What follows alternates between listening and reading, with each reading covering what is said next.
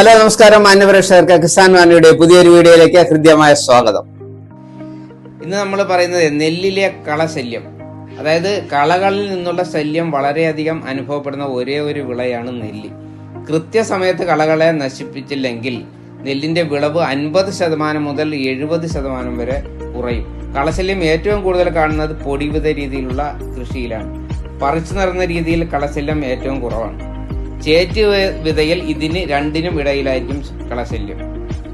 ഇനി പ്രധാന കളകൾ എന്തൊക്കെയാന്ന് പറയാം. അതായത് പുല്ലുവർഗത്തിൽപ്പെട്ടത് കവട, വരിനെല്ലി, ചൊവ്വേരിപ്പുല്ല്, കറുക, പൊള്ളക്കള. ഇനി വീതി കൂടിയ ഇലയുള്ളവ, അതായത് കരിങ്കൂവളം, കാന്താരി, കാക്കപ്പൂവ്, കയ്യൂന്നി, നീർഗ്രാമ്പു. ഇനി മുത്തങ്ങ വർഗത്തിൽപ്പെട്ടതെന്ന് വെച്ചാൽ മങ്ങ്, തലേക്കെട്ടൻ, കോര, കതിര. ഇനി ഫേണുകൾ, നാലില കുടകൻ, ആഫ്രിക്കൻ പായൽ.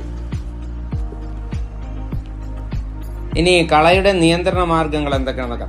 കളയുടെ വിത്തുകൾ കളരാത്ത നല്ല വിത്ത് ഉപയോഗിക്കുക. മണ്ണിലുള്ള കളകളുടെ വിത്തുകൾ മുളയ്ക്കാൻ അനുവദിച്ച ശേഷം അവ ഉഴുതു നശിപ്പിച്ച് പാടം ഒരുക്കുക. നെൽപ്പാടങ്ങളിൽ 5 സെന്റിമീറ്റർ ഉയരത്തിൽ വെള്ളം നിർത്തുക. വരിവരിയായി വിത്തിട്ട അല്ലെങ്കിൽ പറിച്ചു നട്ട പാടങ്ങളിൽ കോണോ വീഡർ ഉപയോഗിച്ച് കള നിയന്ത്രിക്കുക. കളനാശിനികൾ ഉപയോഗിക്കുക.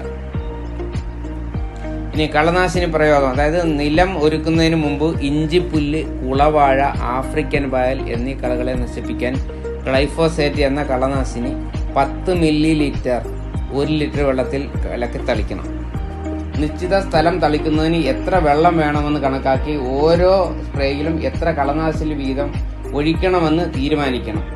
ഇപ്പോൾ കൃഷിക്കാർ തളിക്കുന്ന രീതിയിൽ ഏക്കറിന് 100 മുതൽ 200 ലിറ്റർ വെള്ളം വേണ്ടിവരും.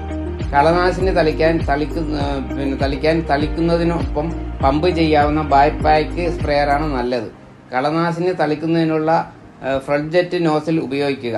കളനാശിനി തളിക്കുന്നതിന് മുമ്പ് പാടത്തെ വെള്ളം വറ്റിക്കുക. തളിച്ച ശേഷം ഒരു ദിവസം കഴിഞ്ഞ് വീണ്ടും വെള്ളം കയറ്റാവുന്നതാണ്. ക്ലിഞ്ചർ അഥവാ റാപ്പപ്പ് എന്നീ കളനാശിനികളോ കീടനാശിനികളോ കൂട്ടിച്ചേർക്കരുത്. കളനാശിനി തളിക്കുവാൻ തെളിഞ്ഞ വെള്ളം മാത്രം ഉപയോഗിക്കുക.